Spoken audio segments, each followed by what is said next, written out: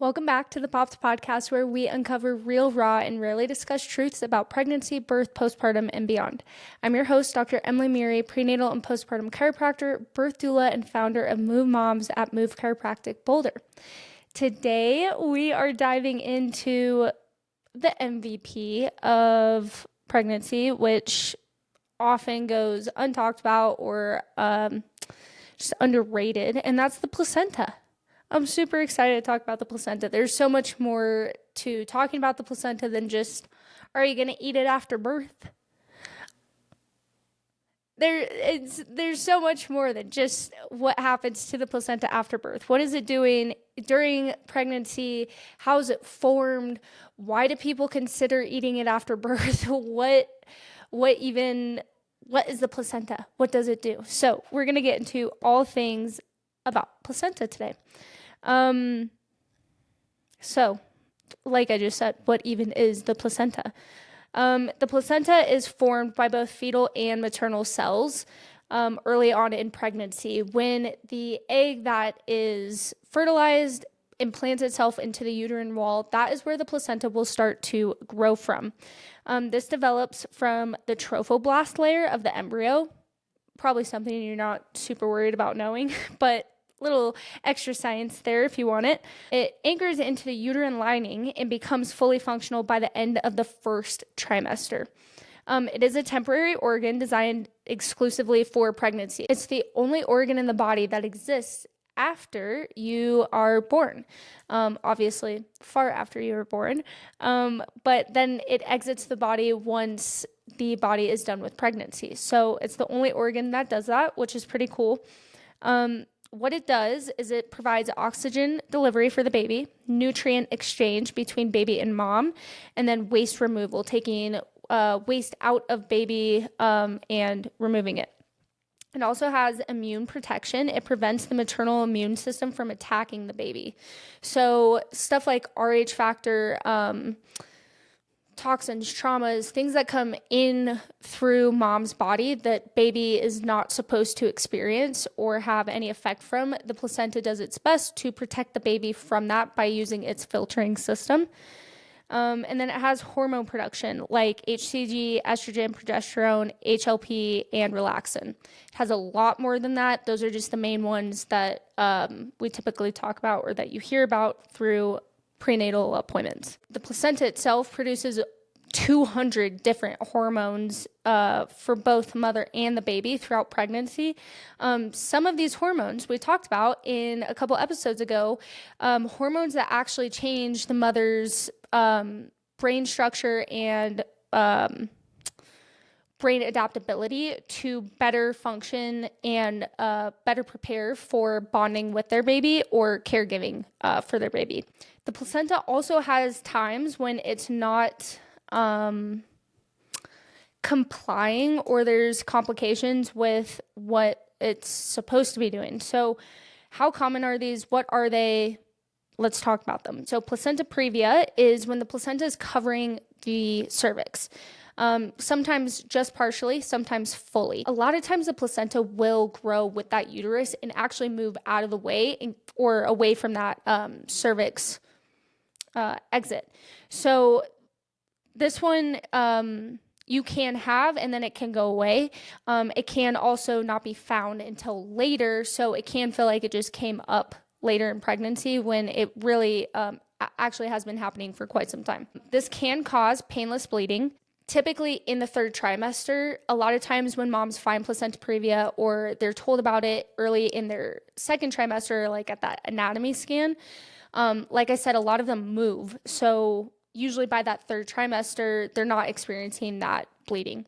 But anyways, for the moms where it doesn't move and it is still covering either partially or fully, in the third trimester, there can be some bleeding.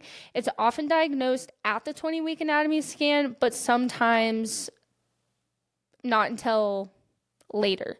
I've never had somebody have this found past the 20-week anatomy scan. So if this is you, let me know what that experience was like, and maybe where it might have been missed or just not even looked for at the anatomy scan. The incidence of this, so how frequently this is happening, is usually 5 in 1,000 pregnancies. In the past year, I think I've had 2 women come in with placenta previa after their 20-week anatomy scan, and both had resolved by the second scan, which usually they have you come back for a scan within 2 to 6 weeks. Most of my moms go back in 4 weeks, and by that 4-week mark, it has shifted out of the way. Then we have placenta accreta spectrum. This is when the placenta grows too deeply into the uterine wall. This happens more frequently for C-section mamas or anybody that's had previous uterine surgery. So even though this incidence rate is going to sound like a lot more, it's 1 in 533 pregnancies that this is typically happening. This number is shifting all the time because of the amount of cesareans we're having and the amount of cesareans we're having with first-time moms.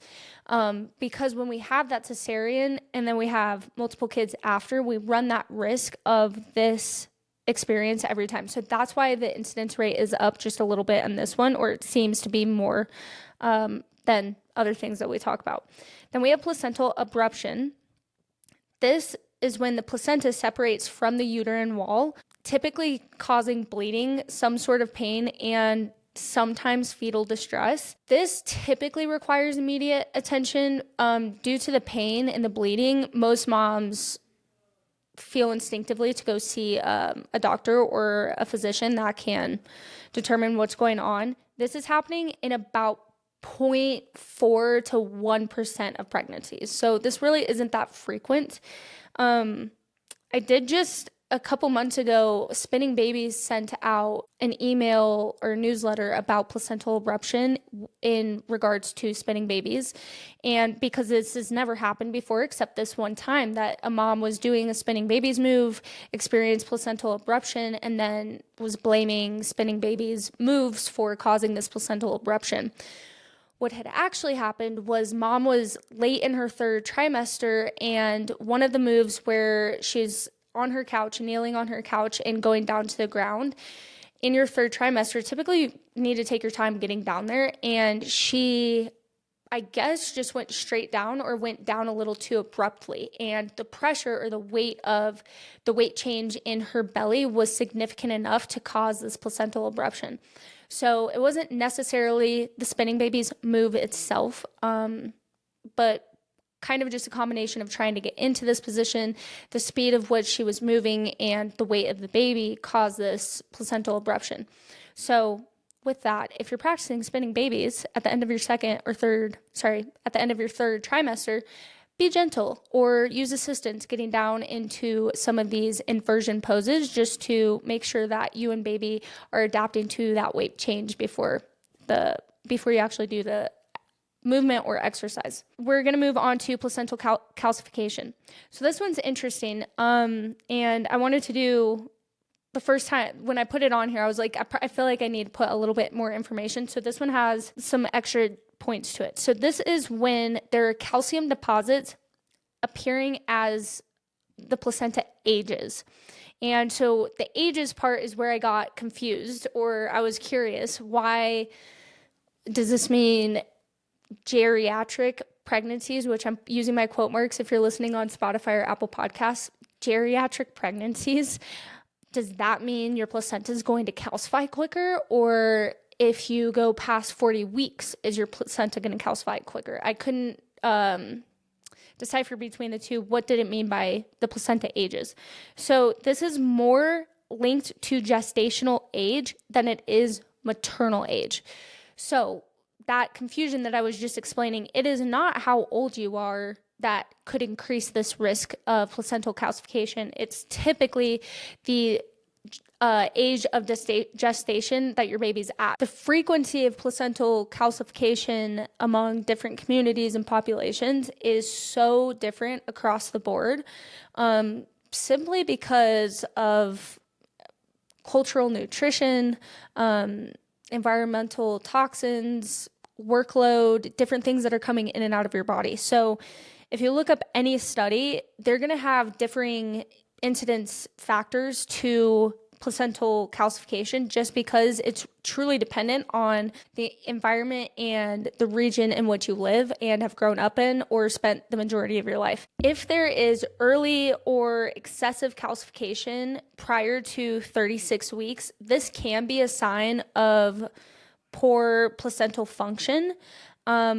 This is sometimes where we get the insight that the placenta is not providing enough nutrients or it is diminishing in its function quickly, where sometimes we start to have conversations about induction or providing interventions to get labor started sooner than later, just in hopes that baby is getting enough nutrition from the placenta, or that if the placenta does go out, that baby has already made it to earthside before that happens. So calcification does not mean that there's something wrong. It just means that the placenta is showing signs of wear. Just like your favorite pair of sneakers. It's okay if there's some calcification. It just means that it's starting to get a little bit tired. I like to think about it of the wrinkles in your skin. Just because you have wrinkles doesn't mean there's something wrong with you. A lot of times it means you're very wise. Same with the placenta. It gets old quicker. It's only in our body for a short period of time, so its life timeline is a lot shorter than a lot of things in our body. So it is going to have a time where it starts to wind down its function. What if you don't have an anatomy scan?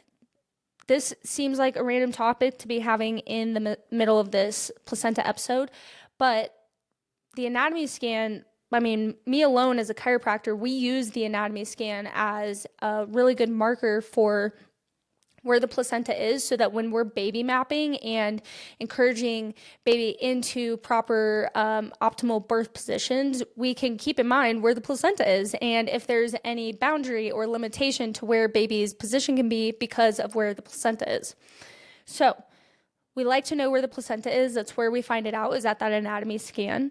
However, some people don't have an anatomy scan. If we don't get an anatomy scan, how can we know if any of those risks that we just talked about are happening? How do they take care of them? How do they even recognize that they're starting to occur?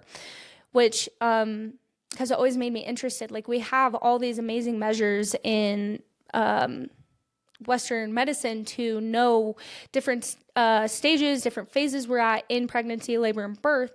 But in many indigenous cultures, they don't have access to those tools. So if they don't have access to them, like what are they doing? How do they continue to take care of women in a really efficient way without knowing all of their health things, all the things that we know about women when they're pregnant? So let's talk about it. Like I said, in many indigenous cultures, there's no ultrasounds.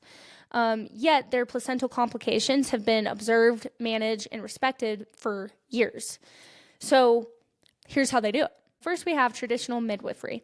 They use many different things under their tool belt. A lot of midwives in the U.S., especially ones that work in hospitals, have been slightly medicalized because they have access to all these different tools and different medications and different prescriptions. They also have access usually to OBs who can overlook their protocols and their choices and help support what they need.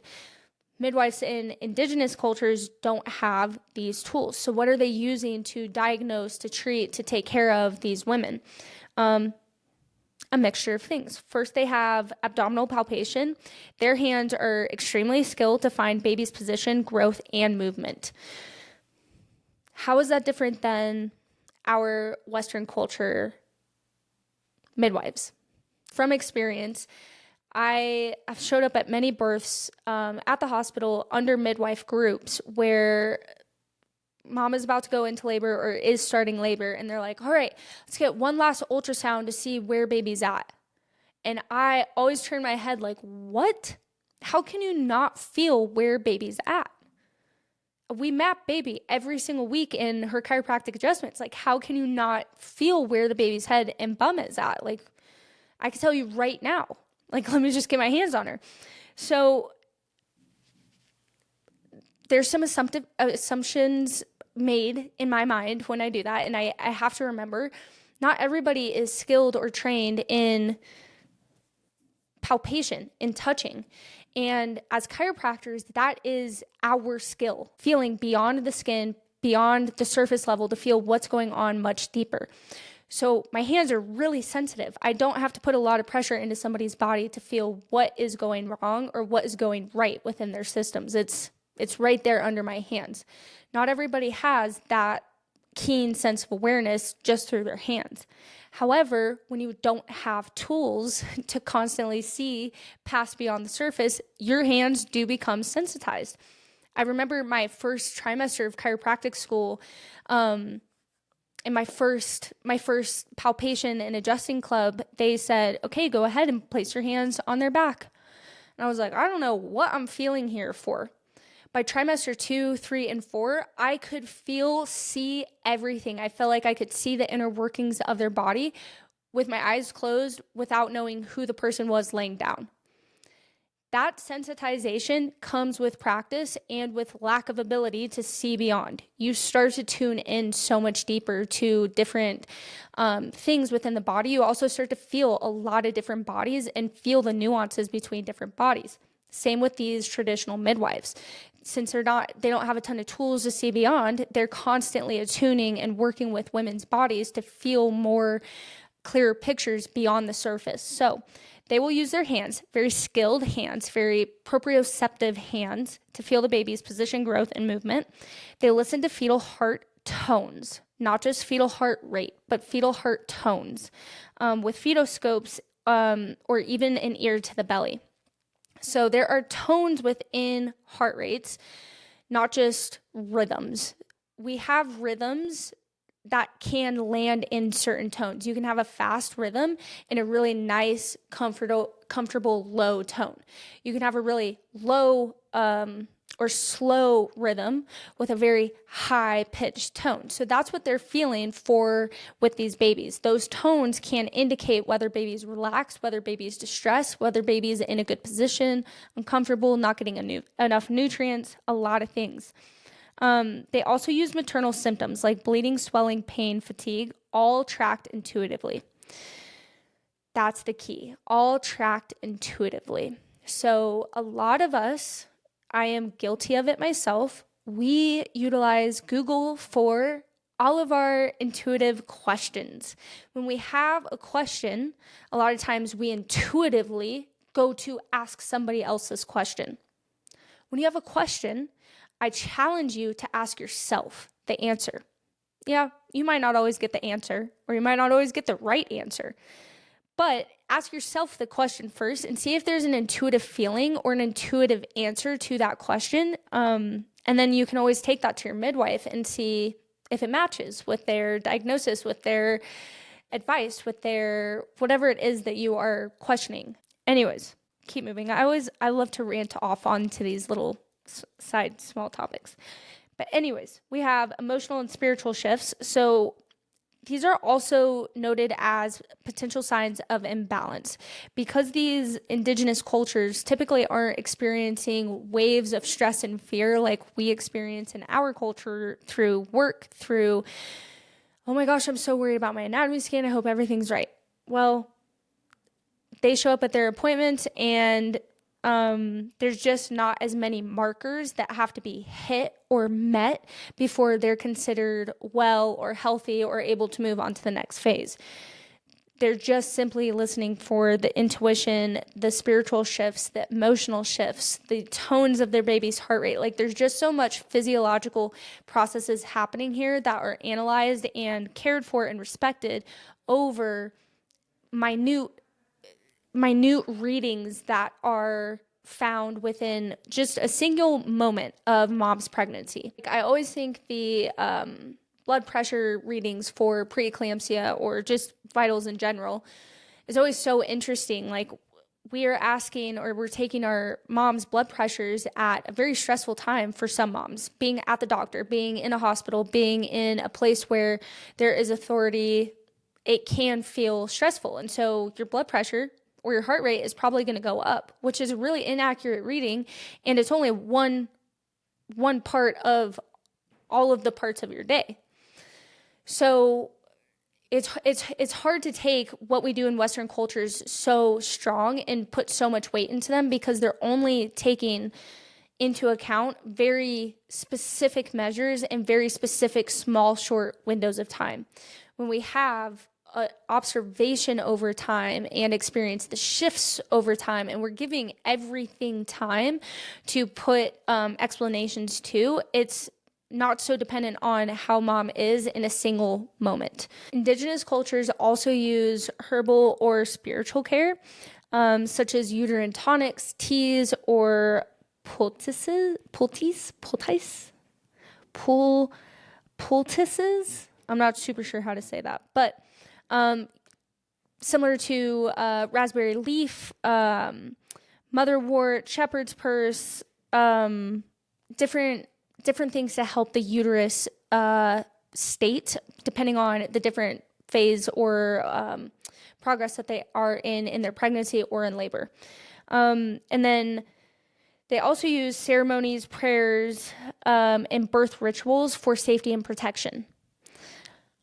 I'm not sure if I've talked about it on this episode, but I've talked about it with a lot of moms before, and this is going to get into the woohoo side of life, but stick with me for a second. The different feelings that we feel in our lives have vibrational frequencies, and when you are vibrating, depending on that emotional standpoint, at that frequency, it can change all the cells in your body to vibrate at that same frequency.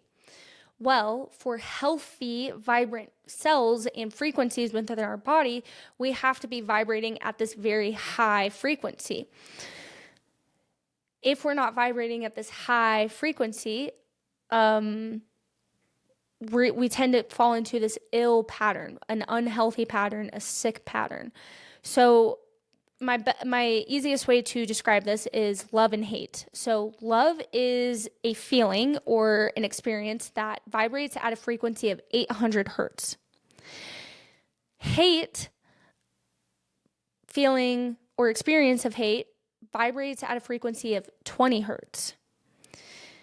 So when you are in it, scared, fearful, worry, hateful, I don't know what's going on, this is all the same low frequency of energy. This is 20 hertz of vibration.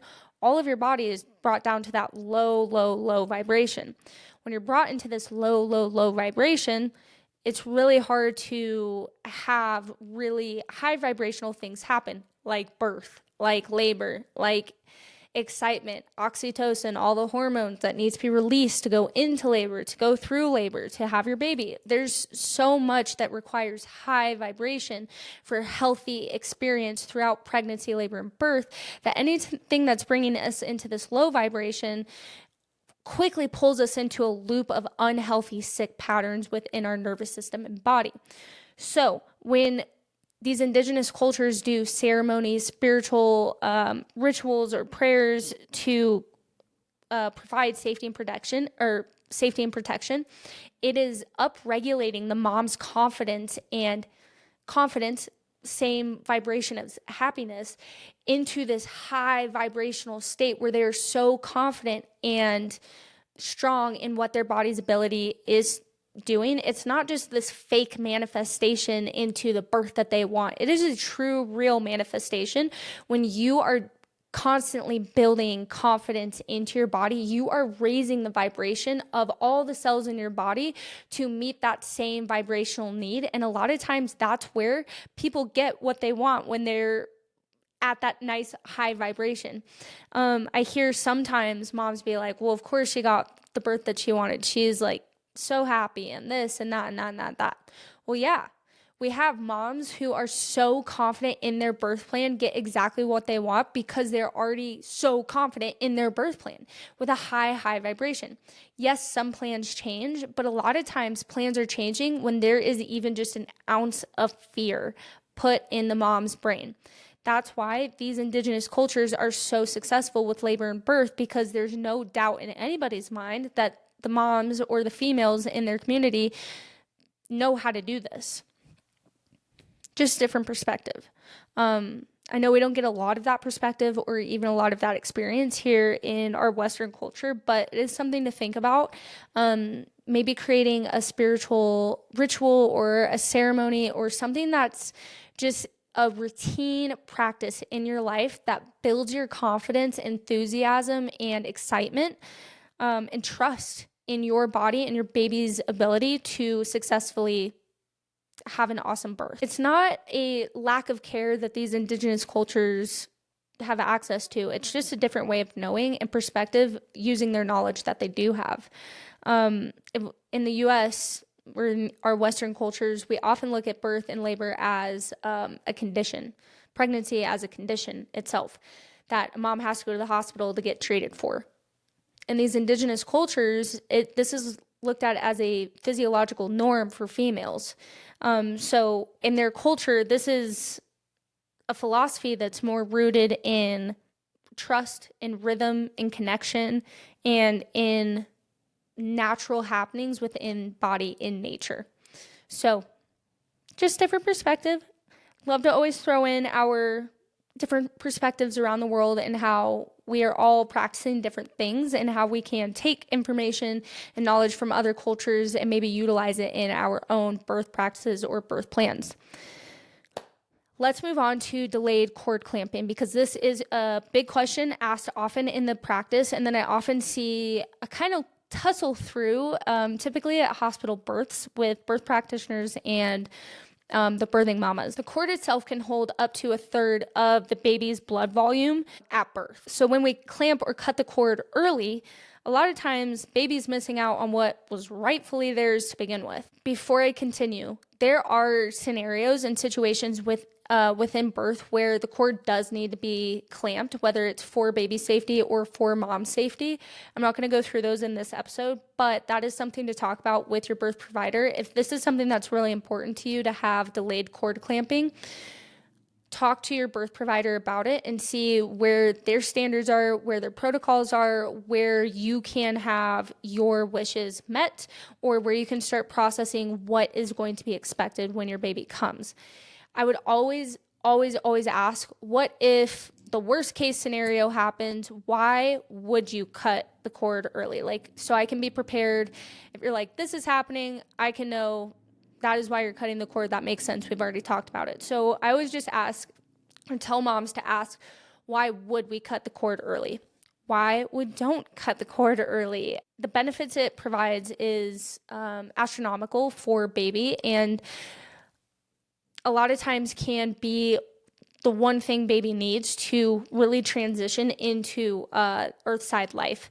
So the benefits that delayed cord clamping can provide for baby is it boosts iron stores in baby, it increases their blood volume, and supports their transition to breathing. So if we're keeping 1/3 of their blood volume in the placenta cord before it gets to them and it gets clamped, their body is going to have to start working really hard to start producing all that missed blood or that lack of blood. It creates a lot of extra tiredness. It creates a lot more time between different phases that they can transition into when they're ready to suckle, when they're ready to take their first nap or poop, whatever it is.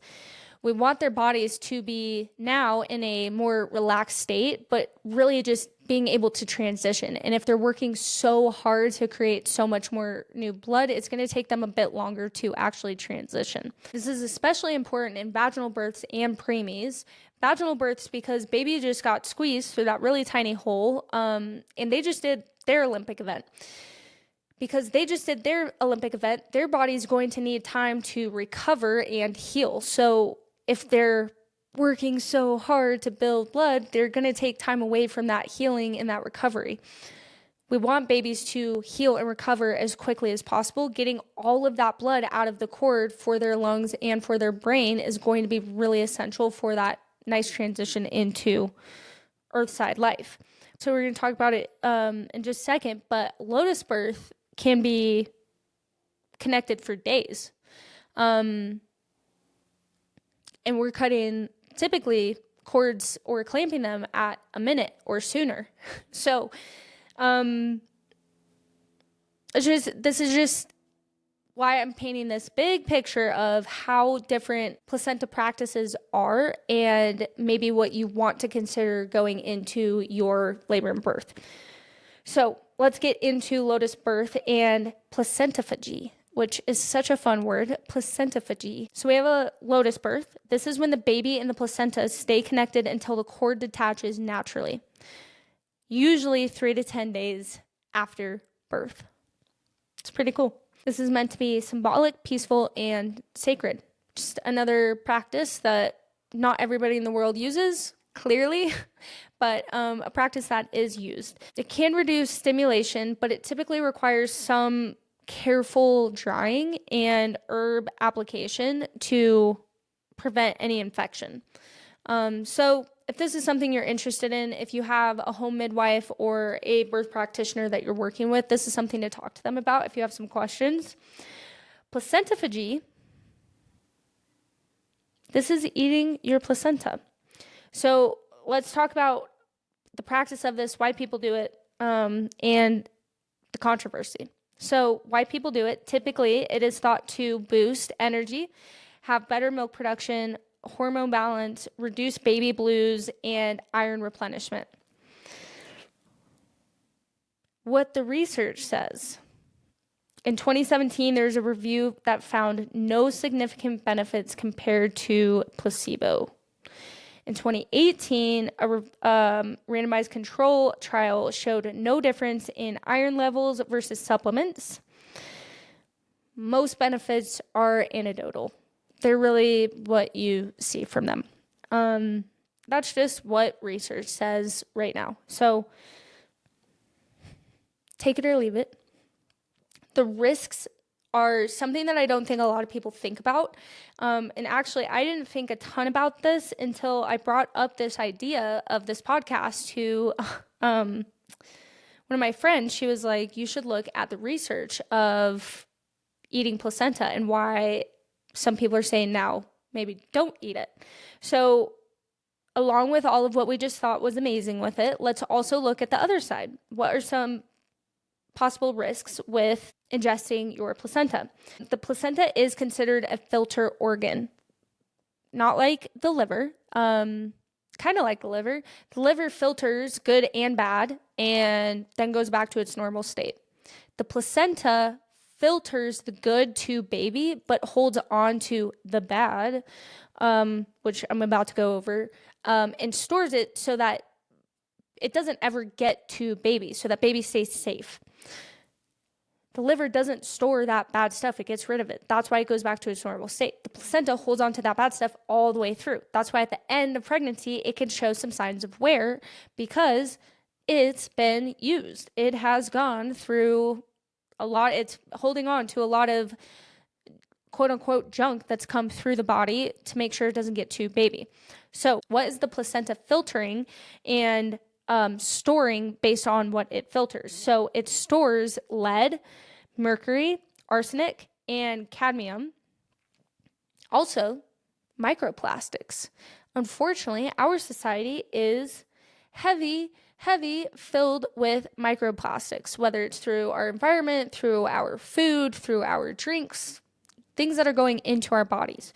So in a 2021 study, microplastic particles were found in 4 out of 6 human placentas studied. This microplastics disrupt hormones, they interfere with fetal development, and they can trigger immune reactions. So if you are someone who decides, I want to be able to ingest my placenta postpartum, and send it to get whatever it is, whether it's encapsulated or stored so that it can be cooked, or you want to eat it raw, this is something to really consider before you actually ingest your placenta. There are a lot of sad things in our environment that really do affect and get held into our organs. So then if we re-ingest that when we're trying to start a new phase of life, motherhood, by breastfeeding, by caring for our babies, trying to get back into our cycles, this can really disrupt getting back into that normal state. We don't fully know the impact of ingesting your placenta yet. This is still being researched and discovered, and more questions are being asked. This last study was just done in 2021, so there is still more to be found in this topic, but it is something to consider and something to research if you're interested in eating or ingesting your placenta in some form postpartum. Maybe look into the research just so that you can feel more confident in your decision. And if you feel really confident in ingesting it after, great. I just want you to make sure that you feel confident and know what you're ingesting prior to doing it. So keep that in mind. Since we don't know the full impact, if you decide to encapsulate it, do your research, please. Choose a certified professional that is certified and professionally able to take care of your placenta and get it back to you in a safe regard. Don't do it if you've had any infection, fever, or you were GBS positive. That is from our Western medical recommendations and also research that we have now. So again, this is your choice. This is just like recommendations based on what I've found over time through my education. We always need to store the placenta correctly. So immediately after birth, the placenta does need to be refrigerated, especially if you're going to ingest it. It needs to be properly cared for prior to however it's being prepared to be eaten or ingested. So be thoughtful of that. Know that the risks and the benefits are mostly anecdotal. So whatever your thoughts are, just be confident. Just be confident in what you choose. And if you're not confident, stay curious and build your education and your knowledge bank until you are confident. I think I've talked about this in a couple episodes. I'm not super sure. Maybe not. We're going to talk about it now. When you birth the placenta, this is still part of your labor. This is called the third stage of labor, which is funny to me because there seems to be 1 million stages in labor. Like, how is this the third stage? But it's considered the third stage. Usually the signs of it are a gush of blood, cord lengthens, cramping resumes. This may be managed naturally or with Pitocin. A lot of birth centers will use Pitocin at a 30-minute mark. That's something definitely to keep digging on that research, especially if you're at a birth center and they have a timeline on when your placenta needs to be delivered. A lot of hospitals, it's like pretty soon after. And a lot of times, if it wasn't already a natural labor, there was some sort of intervention. A lot of times there's some intervention to get the placenta out or some tugging. Practitioners won't just yank your placenta out because that's going to risk ripping the cord.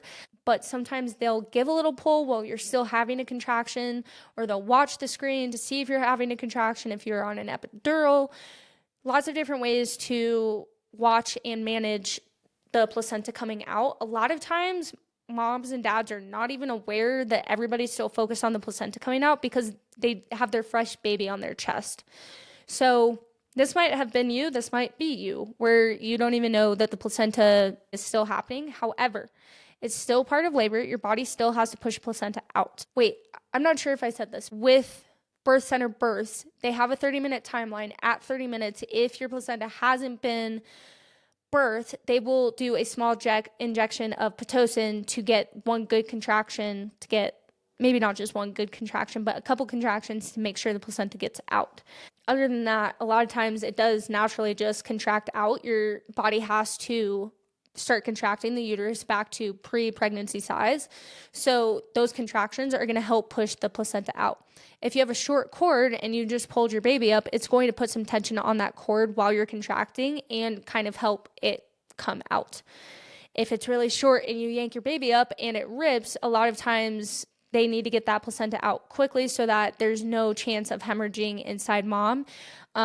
So these are all, again, questions to ask and stuff that typically comes up when they're like, when you ask, why would you cut the cord early?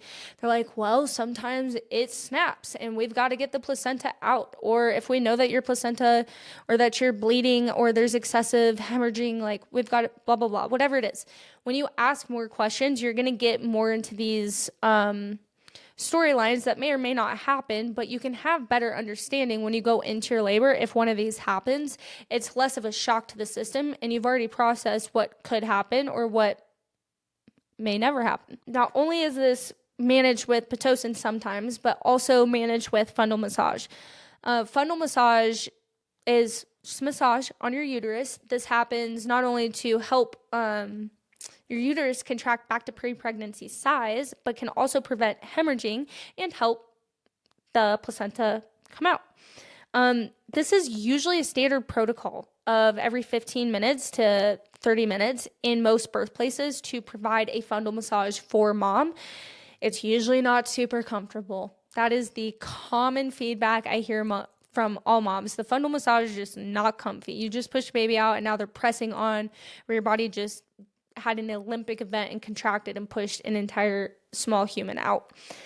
Nonetheless, it is really helpful and beneficial for moms to contract back to that pre-pregnancy uterus size, prevent hemorrhaging, and get the placenta to come out. Since we talked about it at the beginning of this episode with our Indigenous cultures not using ultrasound and still being able to care for and respect the placenta, I want to talk about what different cultures do with the placenta postpartum, maybe instead of eating it. In the Muery culture, the placenta means land and organ. So they will bury the placenta to better connect the baby to the land or the earth. The Navajo culture will bury their placentas at home to spiritually root the child. Pretty cool. Some African, Indonesian, and Pacific Islander cultures treat the placenta as a spiritual twin or a guardian. I thought that one was super cool because technically it is a little twin in there. And especially for my twin mamas with Modai babies, it's like their triplet. It's like their little triplet. That's just making sure they both have exactly what they need. In just the past week, I've had two moms who I was talking to about this episode, seeing if they had any insights, things that I could add. Both say that they wish that they had not sent their placenta off to get encapsulated, but rather took it home to bury it, and that they might do that for their next child. I thought that was super cool, and even being so far removed from Indigenous cultures or spiritual practices that they might have or rituals, that we can still bring out these really cool ceremonial experiences or events to have some more connection or a more meaningful goodbye or closure to a really important and really transformative experience in most females' lives, which is becoming a mother. So these aren't the only practices. These were just a few that I had picked out that I thought were really cool. There's a lot of other ways that moms, different rituals and ceremonies that you can do with your placenta, like the lotus birth that we talked about. Some bury their placenta under a specific tree. And then there's even moms who have had plans to do something with their placenta, whether it was art or, which I didn't put in this episode, but by the way, you could totally hire somebody to make prints of, they don't really look like anything specific. I'm not sure that you would know it's a placenta print unless somebody told you, but they can make art on canvases with your placenta so that you can have some remembrance of it. But there are some moms where their birth plans don't go as planned, or when their placenta comes out, it's truly quote unquote destroyed. Like it doesn't have a lot to it. It's been through a lot, or it's been worn a lot, has a lot of calcification, whatever it is. And because of that, they can't ingest it. And so they switch their plans, or they don't do anything with it, and instead have a journaling session to journal a letter to their placenta or whatever it is. I always recommend, if you have nothing to do, like write a thank you card to the thing you don't know how to do or what to do with, because a lot of times it can shift your perspective toward that thing, event, person, whatever it is. So thank you cards are also great for your placenta if you don't know what to do with it and you're like, I kind of feel like throwing it away, but that feels like I'm missing out on something.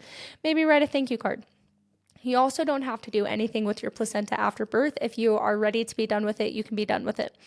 The last thing I wanted to add on here, and I've had a couple moms do this at their hospital births, but they've decided to donate their placenta. Now, not every hospital will support this or not necessarily support it, but won't like give you this option. And sometimes you can bring it to them like, hey, can I donate my placenta? And even if it's not something within their hospital that they would offer to use, there are different medical practices that will utilize that placenta for science, for research, for whatever it is. So you can always consider donating your placenta. The one con with that is you don't always know where it's being donated to or what it's being used for. I think that's pretty much everything. I guess my wrap up for this is, how cool is it that your body grew an entire organ, utilized it for the time that your body needed it, and then it was able to exit that organ out of your body typically without any trace. That's amazing. It's super cool. It's the one organ that really communicates with your brain for your baby throughout the majority of your pregnancy, other than your nerves. Your nerves aren't organs, so that's why it's the one organ. The placenta is one of the greatest acts of collaboration between mother and baby. It allows you two to stay connected, communicate through each other, nourish each other, and protect each other, which is just so cool. It's not only scientifically amazing, but it's really sacred and should be respected for all that it does and provides throughout the pregnancy, birth, postpartum experience. Hopefully this was helpful. Hopefully you learned some about your placenta. If you have any fun placenta stories or different ways that you used your placenta postpartum that I didn't share on this podcast, please share with me, because I want to hear all the different ways that moms or partners have used their placenta postpartum or what they've done with it. So share those. You can drop DM or drop comment, whatever feels good to you. If you haven't already, please like, share, subscribe, send this or other episodes to other mamas to be. If you found this episode helpful and insightful for your choice with placentas, if you know somebody else that is trying to figure out what to do with their placenta right now, or you were just talking about it with another mom, please share this episode with them. I think it can be really insightful and help bring us bigger and more conversations around placentas so that we have some plan to do with it, and so it's not always just disregarded at the end of labor. Just so you know, if you really don't care about it, that's okay too. You do not have to have some intense or even gentle ceremony around your placenta. I'm just saying, whatever you choose to do with your placenta is totally okay. It is up to you. I just want to give you more information about what's going on with the placenta so that you can have a better idea of how interactive it is in your pregnancy. So I hope that was helpful. Please share this with other friends, family, other mamas to be. I've already said it, but like, subscribe, comment, leave a review, whatever feels good to you. I'm Dr. Emily, and I hope you guys have a great week. You've been listening to the Popped Podcast.